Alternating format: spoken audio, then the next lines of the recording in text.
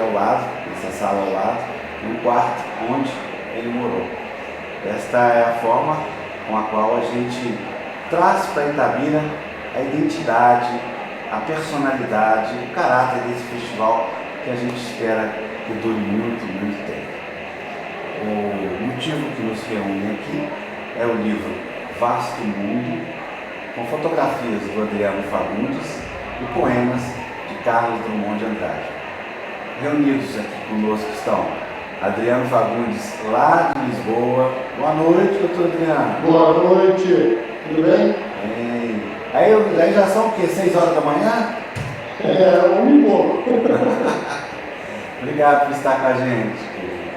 Obrigado eu. Ao meu lado, na ponta de lá, está Pedro Drummond, neto e detentor dos direitos autorais da obra de Carlos Drummond de Andrade. E ao meu lado, com um volume gigantesco de agradecimento, que eu vou ter que ficar agradecendo aqui mais uns 3 anos, minha querida amiga, a escritora e atriz Bruna Lombardi. Eu queria estender esse agradecimento para a Bruna. Em primeiro lugar, passando a palavra, Bruna, dizendo que você está achando que chegou aqui agora. Bom, eu estava até comentando um segundo antes que eu imaginava, eu tinha um retrato na parede de Itabira na minha imaginação, porque essa palavra, né, já é essa cidade, essa imagem já é uma coisa icônica. Todo mundo que leu Drummond na adolescência imaginou uma cidade, todo mundo imaginou esse retrato na parede dele, todo mundo imaginou aquilo que ele descreve com uma personalidade do cara que vem daqui, né? E que é mineiro, mas é daqui, é específico. E o Drummond tem essa maravilha da poesia dele permanecer dentro da gente. Ela é uma poesia que fica pendurada na nossa parede também. Então Itabira está um pouco na parede de todo mundo que leu Drummond. E eu tinha a minha imaginação, e ela é muito maior, ela é uma cidade grande praticamente. E, por sorte, existe essa preservação do centro histórico e, por sorte, dentro desse centro histórico, existe a preservação desse local. E eu acho que a gente tem que louvar, honrar um lugar desses, e eu fico muito contente com o que você fez. Muito mesmo, muito orgulhosa do seu trabalho, Afonso, porque você está estimulando, primeiro, poesia, você está mantendo uma memória acesa, você está divulgando ainda mais o Drummond, porque quanto mais a gente divulgá-lo, é pouco, tudo que a gente falar dele vai ser sempre pouco, e eu acho que estimula muito a cidade, o pessoal daqui, porque a literatura ela é um caminho de luz, né? Ela é uma porta de salvação. A poesia é um lugar que nos protege, é um lugar que nos faz bem, né? Que vai fazer bem para cada um de nós e dizer, eu posso ir por ali. Então eu acho que esse festival traz muito isso. E já dei 1000 ideias aqui do que poderia se fazer, porque eu acho que tem tanto potencial e eu sei que você vai fazer tudo, então... Ele vai fazer. Mas o melhor de tudo é saber que ao meu lado, claro, a atriz Bruna Lombardi, etc., mas tem uma excelente poeta, uma excelente. Então, assim, eu queria que você falasse, Bruna, desse aspecto. Seus poemas são lindos, conhecidos, eu não preciso fazer nenhuma referência a mais. Mas eu queria que você falasse como poeta, como é estar aqui dentro da casa de Carlos Drummond de Andrade. Eu tô um pouco, assim, cheia de gente em volta. Eu gostaria de falar para todo mundo dar licença, né? Ficar aqui um pouco sozinha, observando mesmo, porque eu acho que falta o silêncio da solidão desse lugar.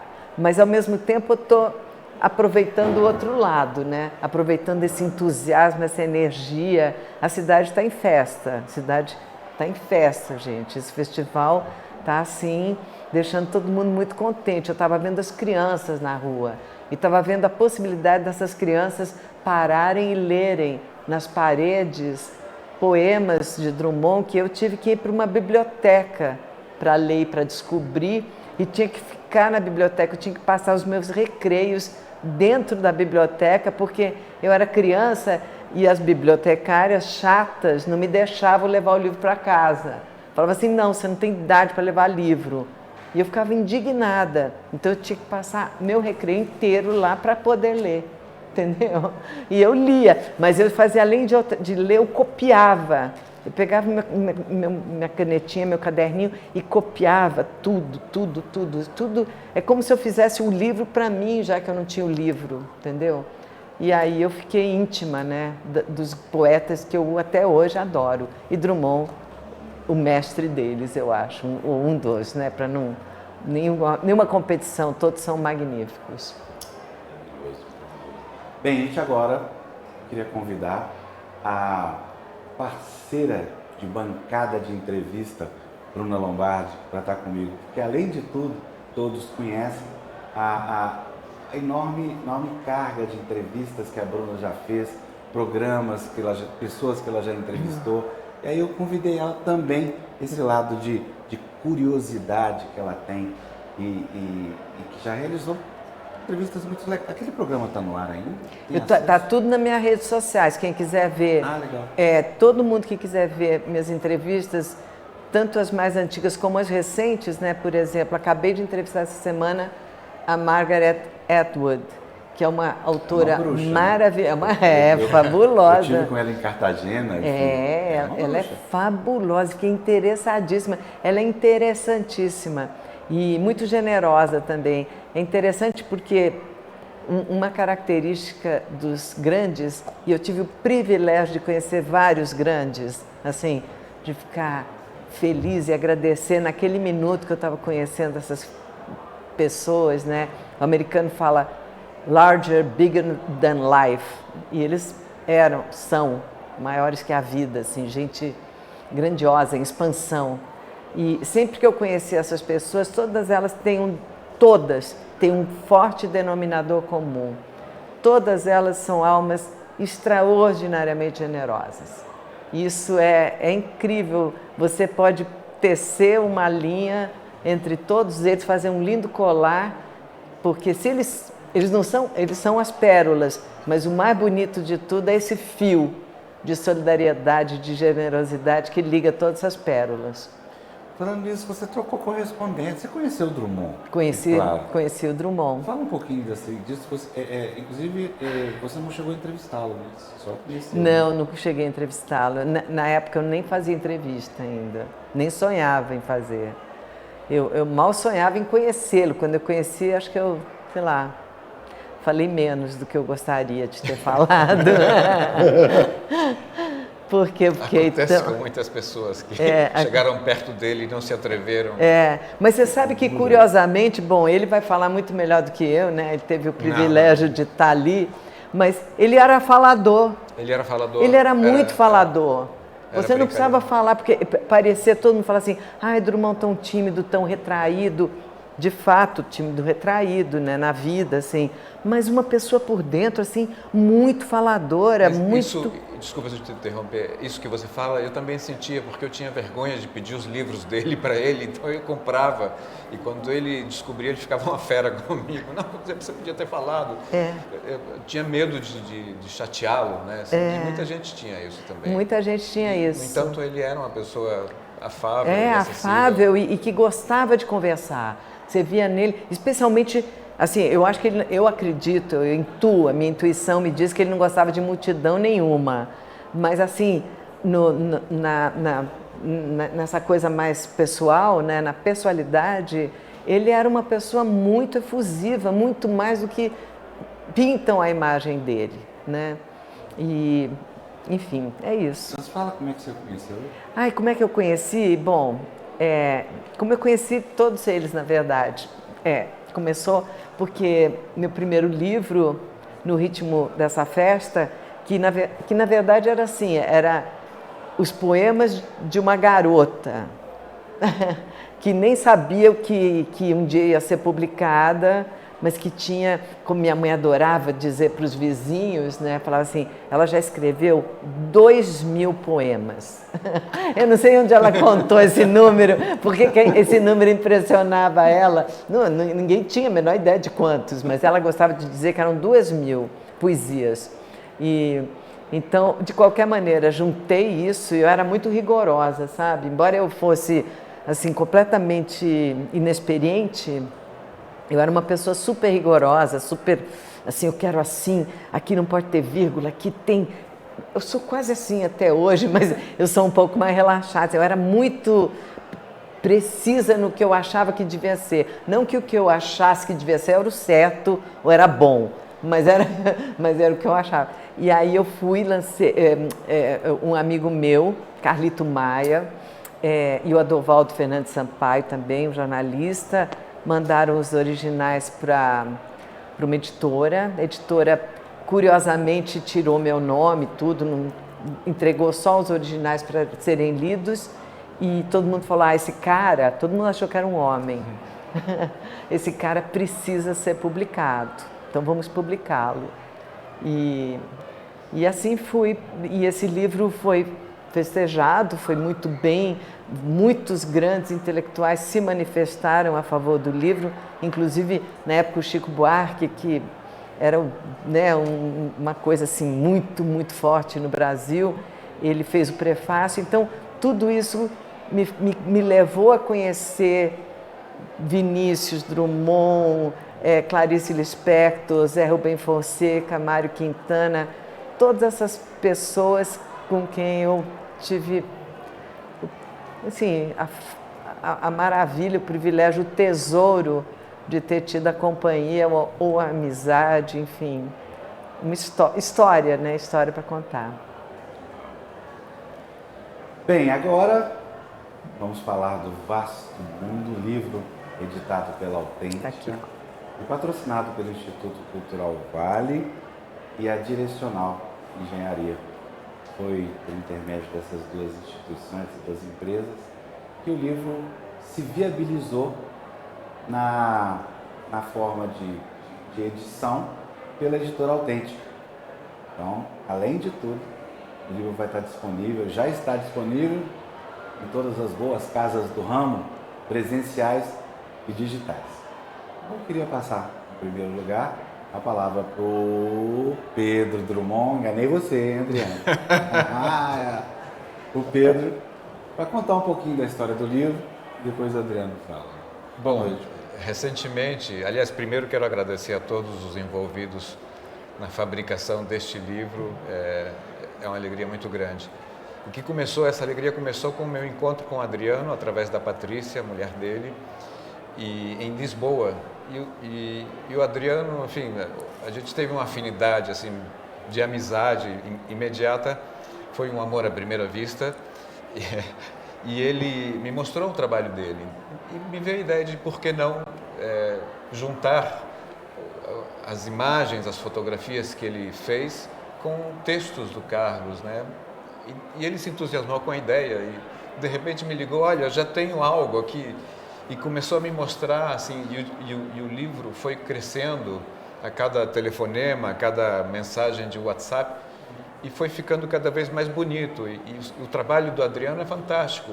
Então tem um mote que é o poema O Homem e as Viagens, que é o que ele se inspira para isso, porque é engraçado, é uma complementação entre o fotógrafo que viajou o mundo todo e o escritor que ficou o tempo todo, a vida toda, no gabinete, no escritório dele, que só foi para Buenos Aires algumas vezes na vida, nunca mais, não viajou para nenhum outro lugar. No entanto, o Carlos manifestou muito profundamente esse sentimento do mundo, que é o que o Adriano nos passa nas fotografias dele, é um sentimento do mundo muito palpável e forte.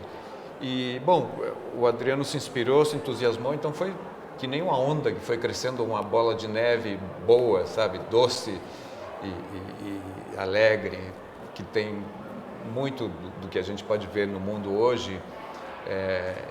Para mim foi uma surpresa assim, maravilhosa, o entusiasmo dele, isso aprofundou a nossa amizade, somos parceiros e eu espero que venham outras parcerias, independentemente do que seja, né? Mas foi um encontro muito legal, assim, eu ganhei, além do livro, uma grande amizade. E sou muito grato ao Adriano por ter tido essa afinidade com o Carlos e com a gente, com a minha família. Doutor Adriano Fagundes, um prazer em primeiro lugar. Prazer estar aqui. Tê-lo conosco, um prazer ter te conhecido via Carlos Drummond de Andrade, pelo Drummond. E olha, Adriano, não sei se você está sabendo, mas aqui, ó, nas mãos da Bruna está o seu sonho materializado. É bom que demais, que demais. Eu ainda não vi ele. Você ainda não segurei viu? o livro.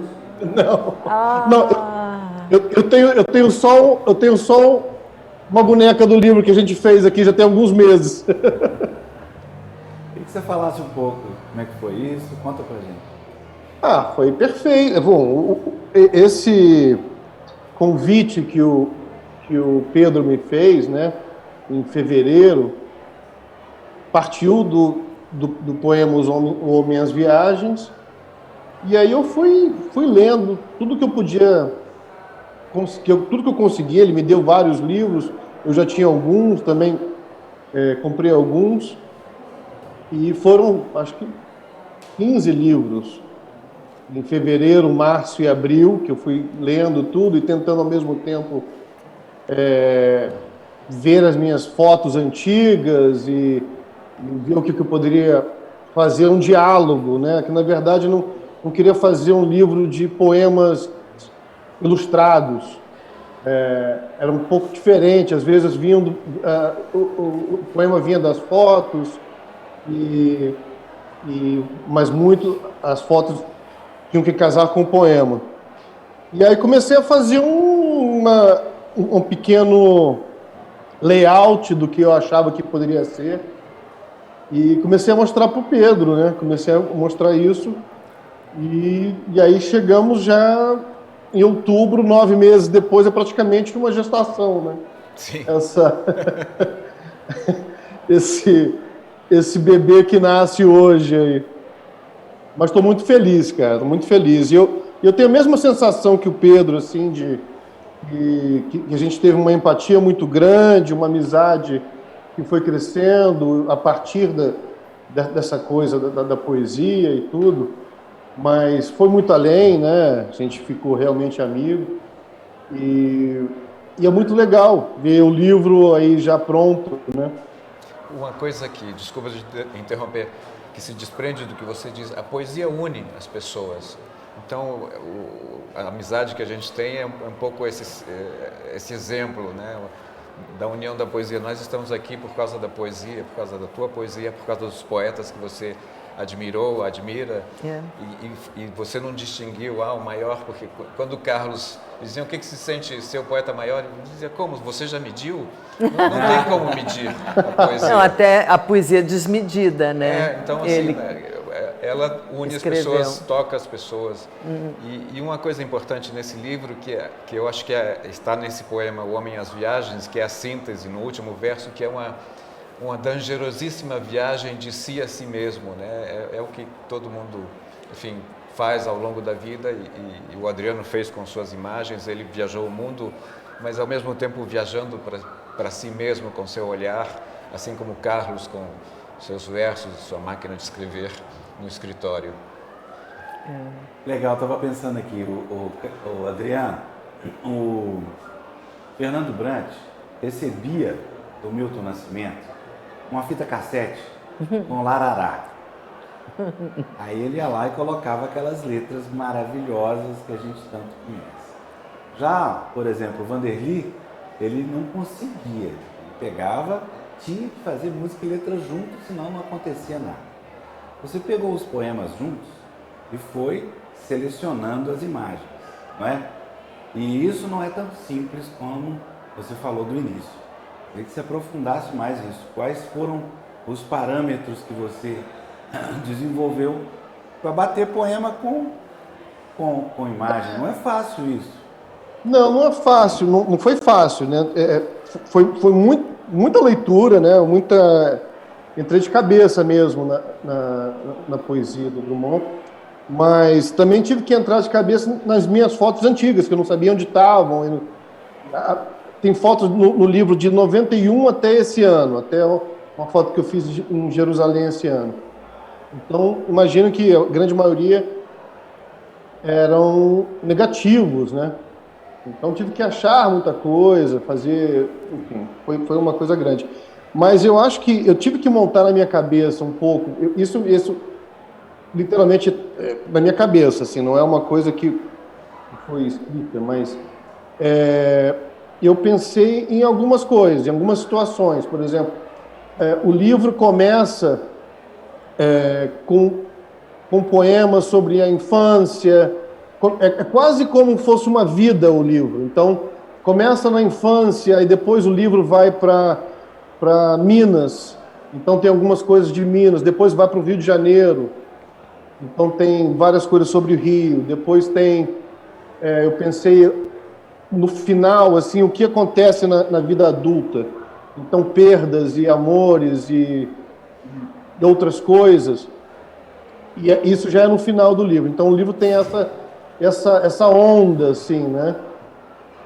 Mas para conseguir entender isso aí foi por alguns meses, né? Assim, de botar, não funciona, tira. Eu acho que foram mais de 20 versões, né? Eu tive uma grande ajuda do Paulo Barata, meu amigo aqui, designer. Eu fiz o projeto gráfico e ele meio que montou assim, o livro mesmo. Me ajudou muito no design. Mas é isso, foi uma coisa orgânica, assim, não foi uma...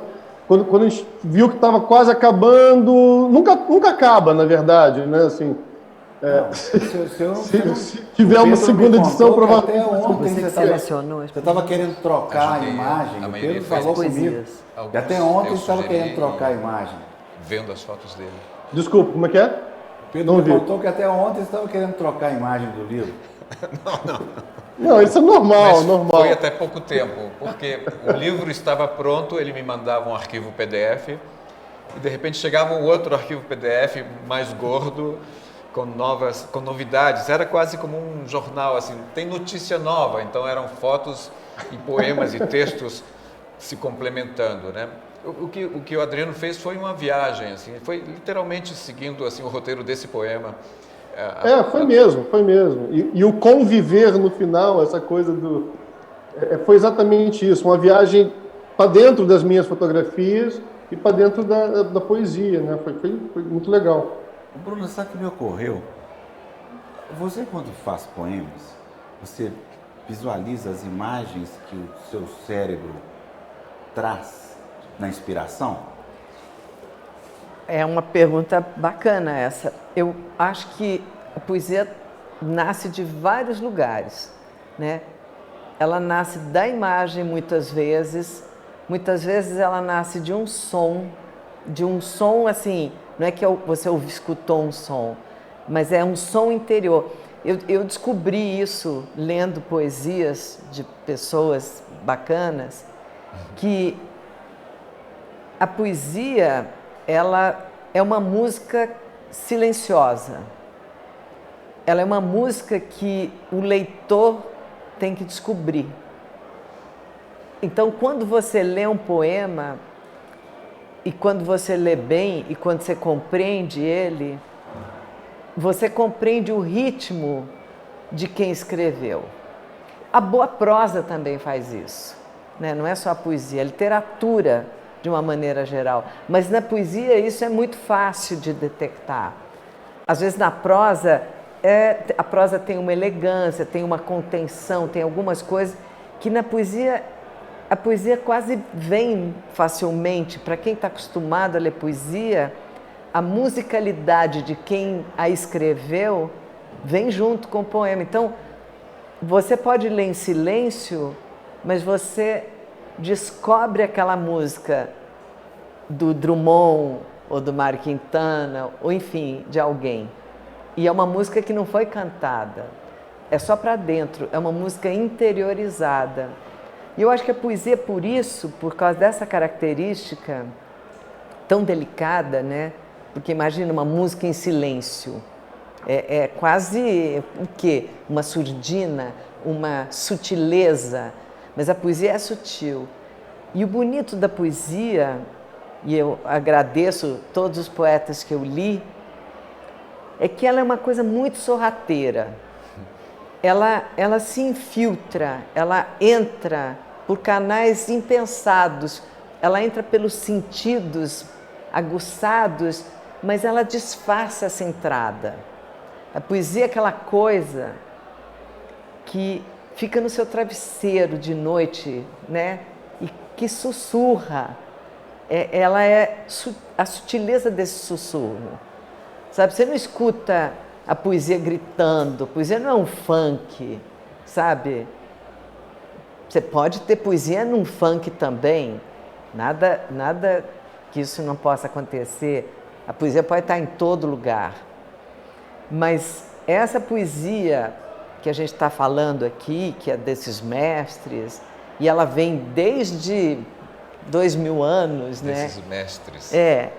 Ela vem com essa característica de ser um sussurro através dos tempos, e por isso que ela é completamente atemporal. Você lê qualquer poesia boa, de qualquer grande cara que escreveu, uma grande mulher, essas pessoas...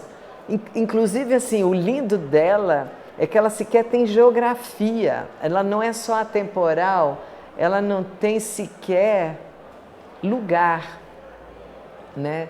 O espaço e o tempo não existem para a poesia, tanto que você lê, sei lá, um Mayakovsky, e que é um russo, o que tem a ver comigo, uma garota brasileira num quarto, né, de adolescente, lendo aquele cara e descobrindo e entendendo tão profundamente aqueles poemas. Como é que se explica esse mistério? Isso eu acho muito interessante. A poesia é esse mistério. Eu adorei a pergunta. Como é que se explica esses mistérios, senhor Pedro? Como, perdão? Como se explica esse mistério? É difícil porque isso também depende da percepção de cada um. Você disse uma coisa que é essencial, que o Carlos falava, assim, do ritmo na poesia, né? É o ritmo que bate com o nosso coração, é algo paralelo, digamos, entra pelo coração, não entra naturalmente pelo ouvido, mas o ritmo é essencial na poesia. O papai fez um estudo sobre o ritmo também no verso e ele falava isso também. Papai era poeta, enfim, eu não sou poeta, mas enfim, gosto muito de poesia e acho que a poesia é essencial para viver, né? Assim, mas todo leitor é o contraponto do poeta, porque você não existe se alguém não lê, né? Essa é uma troca, é uma confidência trocada. Sim. Sabe, esse sussurro é a 2 ou a milhões, mas é sempre um sussurro de intimidade. Um pouco o que o Borges dizia, que quando entrava numa biblioteca ele não se sentia sozinho, que estava cheio de amigos esperando para ele falar, para ele dialogar. Milhões de vozes, né? É isso mesmo. E essa coisa que ele falou, né, desse ritmo que é fabuloso, que você falou do coração, né? Bom, cada ser humano tem um batimento de coração único. O meu não é igual ao teu, não é igual ao teu, não é igual de ninguém aqui. Cada um tem o seu. Assim como cada um tem a sua impressão digital, assim como cada um tem a sua íris no olho. E completamente única, não existem duas iguais. Então esse ritmo que é a poesia, por isso que quando você fala de um autor, né, você diz assim, ele descobriu a sua voz, porque ele descobriu exatamente esse lugar, essa frequência, essa vibração, esse ritmo. E quem o descobre junto, cria um elo de vozes, é uma maravilha. Que isso atravessa o tempo e a geografia. É maravilhoso, entendeu? Por isso que fica uma coisa tão unida. A poesia, ela é cúmplice. As pessoas que são amantes de poesia, elas são cúmplices de uma coisa. Elas todas compreendem aquele lugar. E é lindo isso, eu fico emocionada com isso. O papai falava também uma definição do ritmo no verso, que é a periodicidade percebida. Então a poesia se concretiza na percepção de quem a lê, de quem a escuta. Total. E assim como Humberto Eco diz da obra aberta, né? A poesia, ela por mais enigmática que seja e misteriosa, porque muitas vezes ela vem cheia de mistério. Teu pai, Não, porque teu o papai avô... também era poeta. Mas Não, mas é porque você é tão parecido também, né, com ele. Agora assim. que estou careca. Mas assim, o Drummond dizia assim, não faça poesia sobre os acontecimentos. Né? Porque a poesia não é uma coisa factual. Mas ele fazia também. Claro, mas ele fazia com disfarce. Aliás, vocês fazem também. Com disfarce, com driblagem, entendeu? Que é lindo isso. Mas assim, o maravilhoso é que esse mistério, o outro descobre, todos descobrem juntos, né? Eu acho que existe um mito errado de que a poesia é difícil, mas para mim a poesia é uma síntese das coisas, é uma forma sintética de exprimir quase tudo, né? Assim, essa palavra é fundamental que você falou, porque você precisa da abrangência, da expansão, né, para buscar esse lugar, mas você precisa da síntese para traduzi-lo. E aí é que vem o exercício do ofício de quem faz poesia, né? Eu me atrevo a dizer que o Adriano fez poesia com as fotos dele e por isso que os textos do Carlos e as imagens dele se casaram tão bem. Eu não sei se eu fiz poesia, não, mas que eu fiz síntese. Fez sim. Fotografia é síntese. É verdade. Né? Porque cinema são várias, tem som e tudo. Fotografia é um fotograma para contar uma história, né? É a mesma coisa, eu acho que funcionou por isso aí, funciona por isso. Não tem um verso que você escolheu no livro Fotografia, Imagem Última das Coisas ou algo assim? Tem, no começo, né? Não, e tem coisas, óbvio, tem coisas no livro, tem poemas no livro que eu lembro da minha infância, da escola. Acho que o que eu mais lembro chama Consolo na Praia. Aquele que fala do primeiro amor passou, o segundo amor passou, o terceiro amor passou. Esse poema é maravilhoso. Mas o coração continua. É incrível. Isso eu lembro da escola. Assim, então, algumas coisas foram também assim que eu trouxe de outrora. Assim, mas tens um cão. É lindo, é lindo. É lindo esse poema. É lindo esse poema. É lindo, lindo, lindo. Adriano, você não está dando para ver direitinho, mas nós estamos numa sala rodeada de fotografias. Aqui, fotografias da vida da Maria Julieta. E ele está em várias. Eu queria que você falasse todo disso, lindo. da sua relação com as fotografias. Bom, aliás, é bom se falar que o Carlos aparentemente não gostava de ser fotografado, mas ele gostou, porque ele tinha uma coleção de fotos que ele deixou, parte delas ele doou para o Arquivo Museu de Literatura Brasileira da Casa de Rui Barbosa, no Rio, e deixou em casa as fotos familiares, são muitas fotos, tem muitas fotos dele. Então, isso é lindo, a fotografia tem até o retrato de família, o poema famoso do Carlos, é uma maneira da gente continuar unido ao passado. Hoje em dia tem vídeos, tem celulares, tem um monte de coisas, tem YouTube, redes sociais, mas eu não sei se essas novas tecnologias de transmissão de imagens têm o mesmo impacto na gente que a fotografia ainda guarda, porque são pessoas... Eu vejo, por exemplo, as fotos que o Carlos preservou de meus ancestrais, os ancestrais dele, do Elias, que bancou o sino que você fez soar. E eu sinto um afeto por essas pessoas que eu não conheci, que viveram há 100, 150 anos atrás. Me dá um carinho. Puxa, eu teria gostado de conhecer essas pessoas sérias e circunspectas nessas fotos sentadas, as esposas de pé, apoiando a mão no ombro, num tempo totalmente diferente do nosso. Enfim, a fotografia para mim também é uma forma de matar saudade. Os antepassados, né, que ele carregava. Sim. Para ele pesava mais do que para mim, mas eu gosto muito de olhá-las, de ver. É uma forma de passear. Em vez de ir ao parque, à praia, eu vou às fotografias. Legal. Falar nisso, Adriano, depois de Esse ler foi- tanto poemas, Desculpa. depois de ler tantos poemas do Drummond, não deu vontade de você de sair fotografando novas, não? Totalmente, totalmente. Mas ele faz isso. Não, eu ando com a câmera todos os dias, assim, eu fotografo quase todos os dias. Ele vai ao mercado com a câmera. Isso é normal, isso é normal. Mas uma coisa que eu estava lembrando também, que a gente estava falando antes, eu tentei também achar poemas que falam de fotografia.